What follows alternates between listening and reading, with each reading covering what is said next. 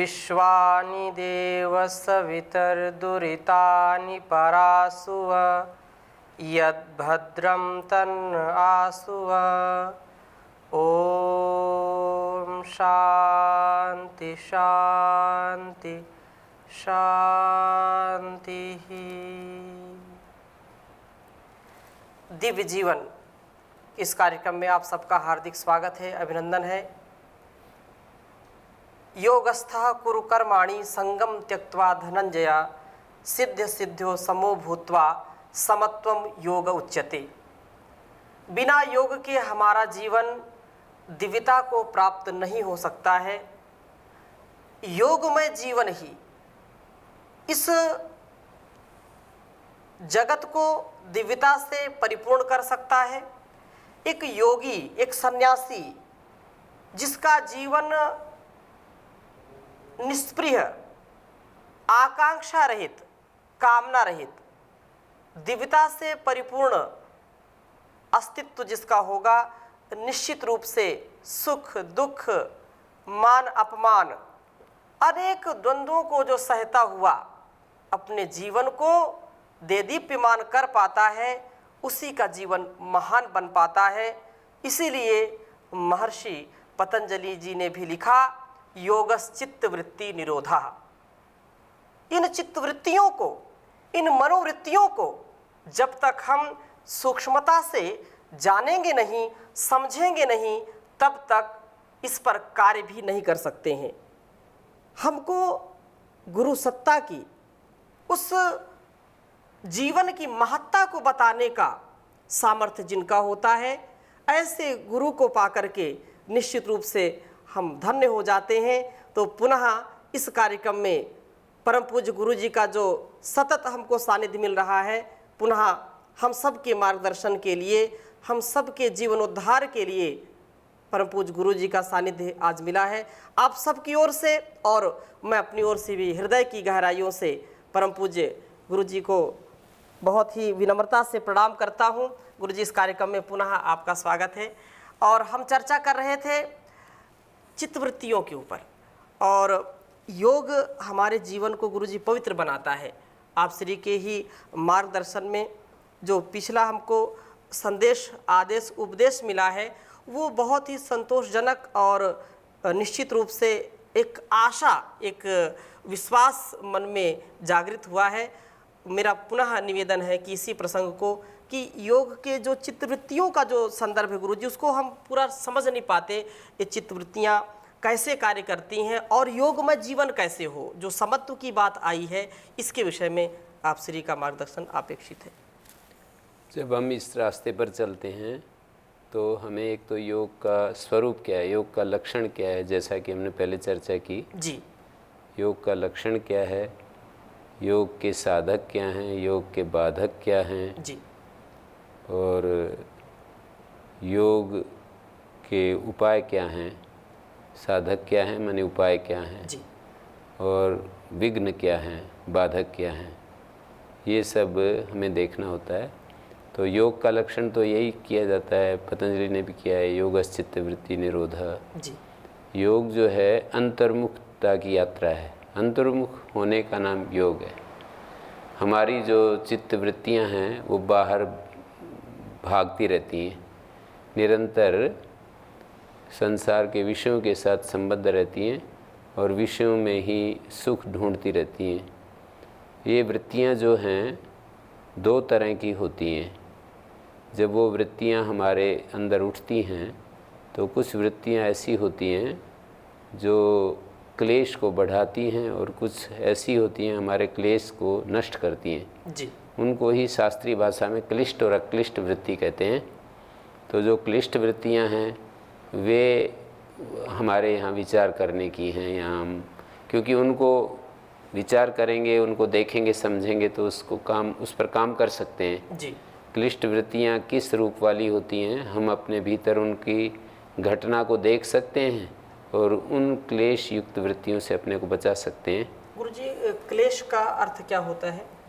क्लेश माने जो हमारे को बाधा दे, कष्ट दे। क्लेशु विबाध ने पाणिनि महाराज इसका अर्थ ये करते हैं, क्लेशु विबाधने, जो हमारे लिए बाधक बने, जी हमें कष्ट देता है। तो ये क्लिष्ट वृत्तियाँ सुख, दुख और मोहात्मक होती हैं। जी। मानी इन क्लिष्ट वृत्तियों में या तो सुख मिलता है या दुख मिलता है या मोह पैदा हो जाता है। इस प्रकार से जो विद्यार्थी है और विद्यार्थी काल में तो उसको बड़ा कष्ट होता है, तो क्लेश उत्पन्न होता है, या कोई मेहनत करने वाला व्यक्ति है, खेतों में किसान मेहनत करता है या सीमा पर जवान, तो उसको भी उस समय तो कष्ट तो होता है गुरुजी। पर ये इस तरह का क्लेश की बात नहीं है जी। वहाँ पर एक पारिभाषिक शब्द है। जी। क्लेश का मतलब जो हमारे लिए कर्माशय, जो हमारे भीतर जो कर्म की वासनाओं को जन्म दे, जी जी, और क्लेशों के चलते जो हमारे अंदर वृत्तियाँ उत्पन्न होती हैं, अविद्या, अस्मिता, राग, द्वेष, अभिनिवेश, जी, ये जो हमारे 5 क्लेश होते हैं, उन क्लेशों के द्वारा जो हमारे भीतर वृत्तियाँ उत्पन्न होती हैं, जी, उन वृत्तियों को यहाँ पर क्लिष्ट वृत्तियाँ कहा है। क्लेश मूलः, क्लेश मूलक जो वृत्तियाँ होती हैं, क्लेश मूला कर्माशयो, जैसे कि दूसरे पाद में भी एक सूत्र आता है, क्लेश मूला कर्माशयो दृष्टा दृष्ट जन्म वेदनीय। क्लेश मूलक जो कर्माशय है, क्लेश को समझना पड़ेगा, तो उसको समझने के बाद फिर ये क्लिष्ट वृत्तियाँ कौन सी होती हैं अपने आप ही समझ में आ जाता है। जी। तो ये क्लेश जो होते हैं, अविद्या, अस्मिता, राग, द्वेष, अभिनिवेश, मिथ्या ज्ञान से जो ये 5 क्लेश पैदा होते हैं, उनको यहाँ पर क्लेश कहा है। जी। तो क्लिष्ट वृत्तियाँ होती हैं जिनके मूल में क्लेश होता है, और फिर जो हम देखते हैं, सुनते हैं, विचार करते हैं, चीज़ों को याद करते हैं, जी, क्लेश के साथ जिन चीज़ों को याद करते हैं, जैसे राग एक क्लेश है, द्वेष एक क्लेश है, जी, तो ये वृत्तियाँ 5 पतंजलि ने बताई, प्रमाण, विपर्य, विकल्प, निद्रा, स्मृतया, पंचवृत्तया, जी, ये 5 वृत्तियाँ होती हैं जो प्रमाण वृत्ति के रूप में हमारे सामने उपस्थित होती हैं। प्रमाण का मतलब हमारी इंद्रियों के द्वारा जो हम व्यवहार करते हैं, देखते हैं, जी, प्रत्यक्ष, अनुमान, शब्द, आगम इत्यादि जो 3 प्रमाण हैं कम से कम। प्रत्यक्ष प्रमाण जो हमारी इंद्रियों के द्वारा हम विषयों को देखते हैं, जी, जैसे मैं किसी चीज़ को देख रहा हूँ, ये प्रत्यक्ष वृत्ति कहलाएगी। जी। किसी हेतु के द्वारा चीज़ों को देख रहा हूँ तो वो अनुमान वृत्ति कहलाएगी। धुएं को देखकर मैं अग्नि का अनुमान करता हूँ, जी, या शब्द सुन करके जो मेरे भीतर एक वृत्ति पैदा होती है, शास्त्र वचनों को सुनते हैं और फिर उससे हमारे भीतर एक ज्ञान पैदा होता है, जी। तो ये जो वृत्तियाँ होती हैं जो कि हमारे अंदर प्रमाण के रूप में पैदा होती हैं और मिथ्या ज्ञान के रूप में पैदा होती हैं, और ऐसे ही विकल्प ज्ञान के रूप में पैदा होती हैं, और निद्रा के रूप में या स्मृति के रूप में अनुभव किए हुए विषय को पुनः जब हम याद करते हैं तो भी एक वृत्ति बनती है, जी। ये 5 प्रकार की जो वृत्तियाँ होती हैं वो उनको समझना है कि ये क्लिष्ट अक्लिष्ट कैसे होती हैं। जैसे कोई पूछे कि हमारा, मान लीजिए हम अपनी माँ को देखते हैं या माँ बच्चे को देखती है, जी, तो इसमें तो आनंद होता है उनको, तो इसको क्लिष्ट वृत्ति कहें या अक्लिष्ट वृत्ति कहें? तो यही उत्तर देते हैं विचारक लोग, ये क्लिष्ट वृत्ति है। अभी तो उनको सुख हो रहा है, पर इससे सुख का, राग का एक संस्कार बन रहा है, और वे संस्कार दोबारा उसको उसी तरह से बार बार उसकी स्मृति पैदा करते हैं, बार बार याद आती है, हम करना कुछ चाहते हैं, होता कुछ है। नहीं, तो इसका तात्पर्य क्या फिर ये जो स्नेह है, प्रेम, वात्सल्य है, तो ऐसा नहीं करना चाहिए? नहीं, वो तो करना चाहिए, जी, उसको तो करना चाहिए, पर राग के साथ यदि हम उसमें यदि राग बीच में आ जाता है, जी, माने उससे हम वात्सल्य, प्रेम आदि करने में तो कोई हानि नहीं है, पर उसमें जो राग आ जाता है, राग रहित होकर के करें। हाँ, राग यदि आ जाता है, जी, वो प्रेम वात्सल्य तो देने का भाव है, दूसरे को प्रेम देने का भाव है, राग उससे सुख लेने का भाव है। कितना अंतर हो गया ना। राग, जहाँ राग होता है, जी, वहाँ दूसरे की उपस्थिति से हम अपने को सुखी करते हैं, और प्रेम आदि जब होते हैं तो दूसरे को हम अपने आप को दे डालते हैं। ये बड़ी बात है गुरुजी। इसमें जो बहुत छोटा वाक्य लग रहा है, लेकिन पूरा जीवन यदि इस पर हम लगाएं, मतलब देने के भाव से जब हम कार्य करें तो वो एक विराग की स्थिति होगी और ज्ञान की स्थिति होगी। प्रमाण वृत्ति, विपर्य वृत्ति मतलब ये है कि जिन वृत्तियों में राग है, द्वेष है, मुख्य रूप से इनको पकड़ करके भी हम देख सकते हैं जी। जहाँ जहाँ भी राग और द्वेष जुड़ा हुआ है, चाहे वो प्रमाण वृत्ति है, चाहे विकल्प वृत्ति है, चाहे मिथ्या ज्ञान है, चाहे स्मृति वृत्ति है, वो हमारे लिए, हम योग मार्ग में हमारे लिए बाधक है। संसार मार्ग में बेशक उससे हम सुखी होते हैं, सुख, और सभी लोग चल ही रहे हैं वैसे जी। उससे जहाँ जहाँ हमारा राग होता है वहाँ वहाँ सुख तो होता ही है, सुखानु से ही राग है जी। और दुखाने से द्वेष है। तो राग और द्वेष जहाँ जहाँ हम जिनसे प्रेम करते हैं और उनसे अपने आप को सुखी करने के भाव में रहते हैं, वस्तुओं से सुखी करते हैं, व्यक्तियों से सुखी करते हैं, और कोई कोई एक एक सिद्धांत से अपने को बड़े सुखी करते हैं कि मेरा जैसा कोई सिद्धांत किसी के पास है ही नहीं जी। ऐसे ऐसे भाव बना करके जी। और हम उस सिद्धांत को अपने सुखी करने में उस सिद्धांत के साथ चिपके रहते हैं जी। और उससे अपने आप को सुखी अनुभव करते हैं कि मैंने तो बड़ा अच्छा सिद्धांत जान लिया है। जी। ऐसे ही अपने बड़े व्यक्तियों को, छोटे व्यक्तियों को, बराबर वालों को, जो भी हमारे संपर्क में होते हैं, उस संपर्क से अपने आप को सुखी करते हैं कि मेरा संबंध ऐसे ऐसे लोगों से है और ऐसे ऐसे मैं सामान्य आदमी नहीं हूँ, कहे नहीं पर वो बात तो भाव रहता है। जी। अंदर तो बात रहती ही है। जी। जी। माने कुल मिलाकर के आदमी का जो जीवन है वो इतना अहम के ऊपर केंद्रित रहता है कि बीच में वो स्वयं खड़ा रहता है, सारी धरती को उस अहम की पुष्टि में लगाता रहता है। तो यह माया है, मोह माया है, इसी को राग द्वेष कहते हैं, इसी को अविद्या कहते हैं, इसी को क्लेश कहते हैं। यदि सारी सृष्टि के केंद्र में व्यक्ति का अहम होगा जी। तो उस व्यक्ति को हम यही कहेंगे कि ये व्यक्ति जो है अपने अपने अपने लिए जी रहा है। अहम के लिए जीने का मतलब अपने लिए जीना। जी। और जब हम दूसरों के लिए जीते हैं, अर्थात अपनी उपस्थिति से दूसरों को लाभ पहुंचाते हैं, अपने होने से हम दूसरों को आनंद देते हैं, दूसरों को खुशियां देते हैं जी। और उनको खुशियां देकर भी थोड़ी सी भी जरा सी हमारे अंदर ये रेखा उत्पन्न नहीं होती है कि मैं दे रहा हूँ, मैं सुखी कर रहा हूँ, मैं लोगों को, मानी ऐसे व्यवहार में सब चलता है, लेकिन अंदर से ये तो स्वयं अन्वेषण करने की चीज़ है कि मैं इन सब प्रक्रियाओं में सुख ले रहा हूँ या सुख दे रहा हूँ।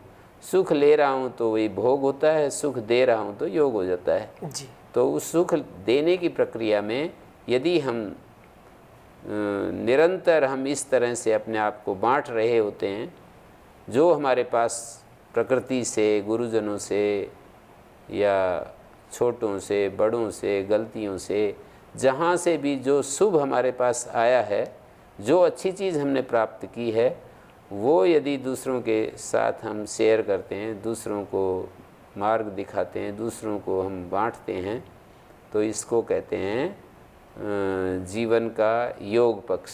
जी। जीवन यहीं से योग की शुरुआत होती है।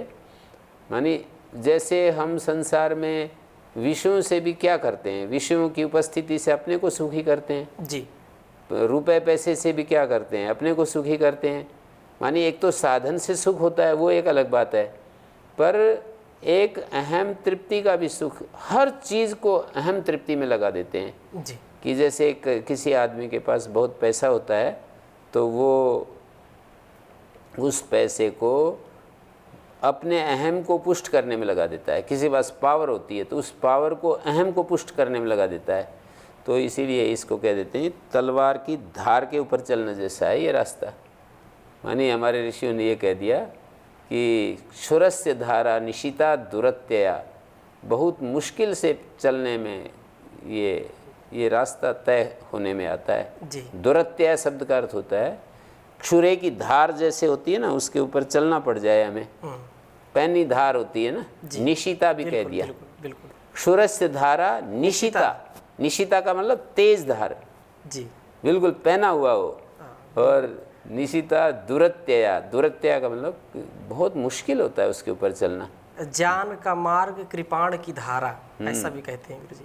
हाँ, तो बिल्कुल वही तो है ना। जी दुर्गम पथस्तत कवयो वदंती। जी ज्ञानी पुरुष इसको बड़ा दुर्गम पथ कहते हैं। जी तो ये साधारण व्यक्तियों के चलने का रास्ता नहीं है, ये तो बहुत ही वीर पुरुषों का, जो अपने सबसे मुश्किल दुनिया का, मुझे तो दिखाई दिया सबसे कठिन जो काम दुनिया का, जी वो है अहंकार का त्याग और ममता का त्याग। अहंकार का त्याग, अहम भावना का त्याग और मम भावना का त्याग। सब कुछ यूँ तो राजा जनक आदि हुए ही हैं जी जो राज्य करते हुए भी जिनमें अहम और मम का भाव नहीं था। जी यानी ऐसी स्थिति में योगेश्वर श्री कृष्ण और ऐसे बहुत सारे लोग हुए हैं और अब भी हो रहे हैं। तो मतलब ये है कि योग की शुरुआत यहाँ से होती है। यदि हम योग के रूप में अपने आप को, आदर्श तो ये है, अब कोई कितना कर पाता है एक अलग बात है, आदर्श की बात कही है ये। जी जी और आदर्श जो होते हैं वो हमेशा बड़े ही होते हैं। वो टॉल्स्टॉय ने एक जगह कहा है कि ये जो उन्होंने तो अपने, क्योंकि वो ईसा मसीह के भक्त थे, तो इसलिए उन्होंने कहा कि ईसा मसीह का जो ब्रह्मचर्य का आदर्श है वो इतना ऊंचा है कि मनुष्य उसको पाने के लिए पूरे जीवन लगा रहे और निरंतर चलता रहे, फिर भी वो आदर्श शायद उसको प्राप्त ना हो। और फिर वो कहते हैं कि आदर्श तो होना ही ऐसा चाहिए कि हम लगे रहें और वो हमारे लिए, मतलब हम नज़दीक तो उस तरफ बढ़ रहे हों, जी जी पर फिर भी वो हमारे लिए प्राप्त करने में बहुत मुश्किल प्रतीत हो रहा हो। तो आदर्श यदि प्राप्त हो गया, आदर्श यदि हमें, अंतिम आदर्श की बात कर रहे हैं, वे सब छोटे छोटे आदर्श तो हम सब पाते ही जीवन जी में। जी जी गुरु जी। कोई एक मास्टर बनना चाहता है, कोई और थोड़ा बड़ा आदर्श बनाता है, तो कोई गजटेड अफसर बनना चाहता है, कोई प्रोफेसर बनना चाहता है, कोई आईएएस बनना, आईपीएस बनना चाहता है, कोई डॉक्टर इंजीनियर बनना चाहता है। छोटे छोटे आदर्श तो बनाते ही हम। जी हम कोई सीएम बनना चाहते हैं, पीएम बनना राजनीति में, तो ये सब आदर्श तो बनाते ही। और उसके अनुसार, उन आदर्शों के अनुसार हम एक एक आदमी आगे आता ही है, कोई ना कोई तो आता ही है। जी कोई ना कोई स्टेट का सीएम भी बनता है, कोई ना कोई पूरे राष्ट्र का पीएम भी बनता है। तो फिर भी इनसे भी आगे बढ़े, इनसे भी बढ़ा हुआ रास्ता है ये योग मार्ग, जहाँ पर सर्वथा अपने अहंकार और ममकार का त्याग होता है। जी निर्ममो निरहंकार, जैसे गीता में कहा, निर्ममो निरहंकार, ममता रहित हो जाए, अहम रहित हो जाए, स शांति मधिगच्छति। तो मैं ये कह रहा था कि ये जो वृत्तियाँ होती हैं, चित्त का ज्ञानात्मक व्यापार होती हैं। हमारा जो चित्त है उसमें जो ज्ञान के रूप में व्यापार चल रहा है ना, उसी को वृत्ति कहते हैं। जी और वो 5 प्रकार का व्यापार है। यथार्थ बोध, चीज़ जैसी है उसको वैसा जानना, और अयथार्थ बोध, और शब्द सहचर अवस्तु विषयक बोध। शब्द मात्र होता है पर वस्तु नहीं होती है। शब्द ज्ञानानुपाति वस्तु शून्य विकल्प। शब्द सहचर अवस्तु विषयक बोध। और निद्रा बोध, निद्रा भी एक प्रकार का बोध है। मैंने कुछ नहीं जाना, मैं सुख से सोया, ये जो कुछ नहीं जाना है ना, जी ये भी एक बोध है। निद्रा में ऐसी स्थिति आती है कि ना हम किंचित अवेदिशम सुखम हम अस्वापसम, सुखपूर्वक सोया, ये भी एक बोध है ना। जी जी और मैंने कुछ नहीं जाना, ये भी तो बोध है। जैसे मैं इस समय बहुत सारी चीज़ों को जान रहा हूँ, फिर एक स्थिति, इससे उल्टी आप कल्पना कीजिए, एक ऐसी स्थिति आ जाती है जब मैं रात को सोने जाता हूँ तो मेरी आंखें बंद हो जाती हैं, और या दिन में भी 5 मिनट के लिए भी आंखें लग गई तो उतनी देर के लिए हम एक ऐसी स्थिति में चले जाते हैं कि कोई भी ज्ञान हमारे सामने नहीं रहता। अभी जैसे मैं दीवारों को देख रहा हूँ, फूल पौधों को देख रहा हूँ, जी पत्तों को देख रहा हूँ, हम एक दूसरे को देख रहे हैं, एक दूसरे को सुन रहे हैं, जी तो अभी ज्ञान की प्रक्रिया चल रही है ना, हम देख रहे हैं, जान रहे हैं। जी लेकिन निद्रा में हम ऐसी स्थिति में चले जाते हैं, निद्रा में, कि वहाँ कुछ भी ऐसी कोई चीज़ जानने के लिए हमारे सामने नहीं होती है। इसलिए ज्ञान तो वहाँ भी रहता है, जी मानी कुछ भी नहीं है, यही ज्ञान होता है ना। और स्मृति वृत्ति, अनुभूत विषय का पुनः बोध। जी जैसे कोई हमने विषय अनुभव किया उसका एक पुनः हमारे को बोध होता है। जैसे कि मैं किसी नदी के किनारे गया, किसी व्यक्ति से मिला और पर्वत पर घूमने गया, वहाँ पर हाथी देखा, वहाँ पर शेर देखे, तो ऐसे कुछ भी उसको फिर मैं यहाँ बैठा बैठा उसको याद कर रहा हूँ। नदी का प्रवाह देखा और उस नदी से इस प्रकार से बह रहा हुआ पानी उसको मैंने देखा। तो ये इस समय जो पिछली कोई भी प्रतीति है, कोई भी दृश्य है, उसको मैं इस समय बाद में जब अनुभव करता हूँ, ये पांचों वृत्तियाँ सुख से युक्त, दुख से युक्त या मोह से युक्त होती हैं जी। यही इनका स्वरूप है जो दुखप्रद रूप है, क्लेशप्रद रूप है। सुखप्रद है, दुखप्रद है या मोहप्रद है। दुख में तो दुख है ही जी जी पर सुख भी परिणाम में दुख देने वाला होता है जी। इसलिए उसको दुखात्मक, उसको परिणाम में दुख देने वाला कहते हैं। जैसे कोई व्यक्ति जी हमारे अंदर कोई एक ऐसा व्यक्ति होता है कि वो व्यक्ति यदि वो व्यक्ति इस तरह से देख रहा है कि मेरे को इससे सुख मिल रहा है, उससे सुख मिल रहा है। जब किसी चीज़ से सुख मिलता है तो क्या होता है? सुख मिलता है तो उसमें क्या होता है, क्या चलता है? सुख मिलता है तो यही होता है कि मेरे को अच्छा लगता है जी। अनुकूल वेद नियम सुखम ऐसा बोलते हैं ना जी जी और प्रतिकूल वेद नियम दुखम। और मोह एक बेहोशी जैसी स्थिति है। जी तो ये वृत्तियाँ सुख दुख मोह लाने वाली होती हैं, सुख दुख मोहात्मक होती हैं। ये इनके वृत्तियों का स्वरूप है, इसको हमें समझना होता है।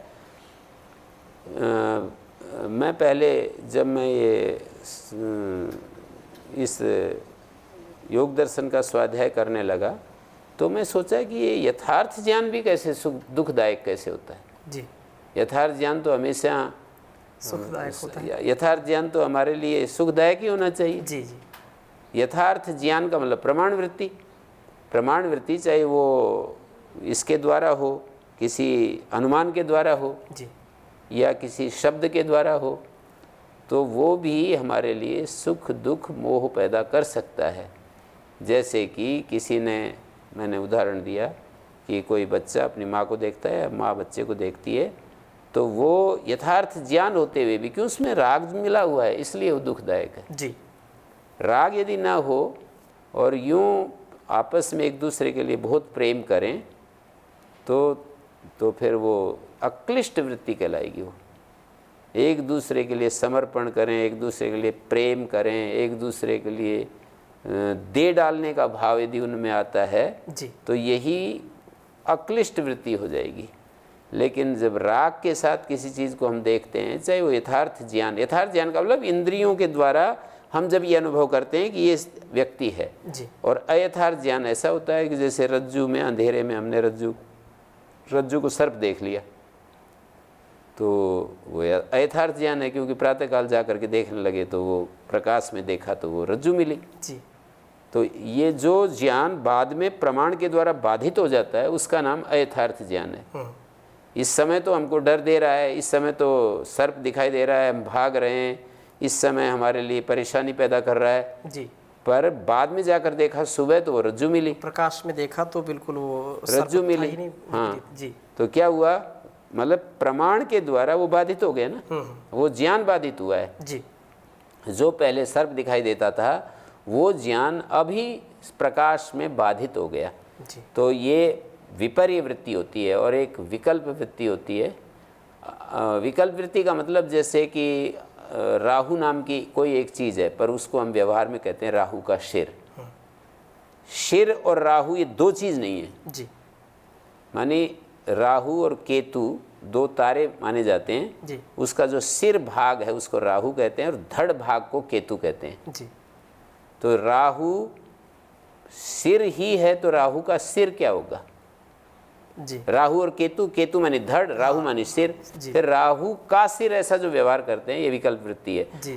पुरुष और चैतन्य, आत्मा और चैतन्य ये दो चीज़ नहीं है, एक ही चीज़ है। लेकिन फिर भी व्यवहार में हम पुरुष का चैतन्य ऐसा कहते हैं। जी। बाण ठहर गया, बाण में ऐसा ठहरना और चलने की कोई प्रतीति या क्रिया शक्ति नहीं होती है क्योंकि वो चेतन का ही धर्म है ठहरना और चलना। जी। लेकिन व्यवहार में हम कहते हैं बाण ठहर गया।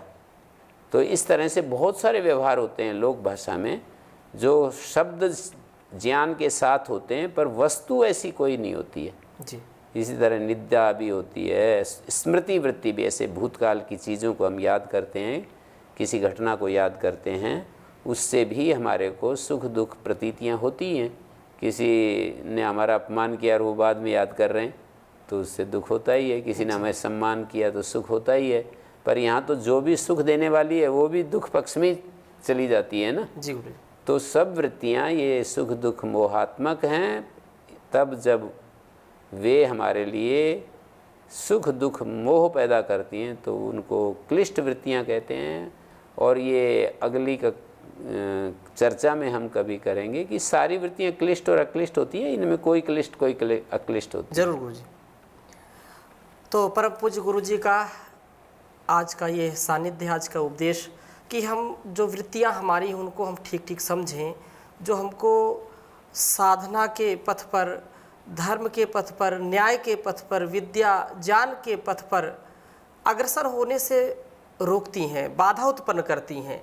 तो ऐसी जो क्लिष्ट वृत्तियाँ हैं और फिर इससे हट कर के जो अक्लिष्ट वृत्ति है, जो हमको उत्साह, न्याय, धर्म, विद्या ज्ञान के मार्ग पर, योग के मार्ग पर आरूढ़ करती है, तो इस विषय में परम पूज्य गुरु जी का सानिध्य पुनः अगली कक्षा में हम सबको मिलेगा। आप सबकी ओर से और मेरी ओर से भी परम पूज्य गुरु जी को बहुत बहुत धन्यवाद, कोटि कृतज्ञता।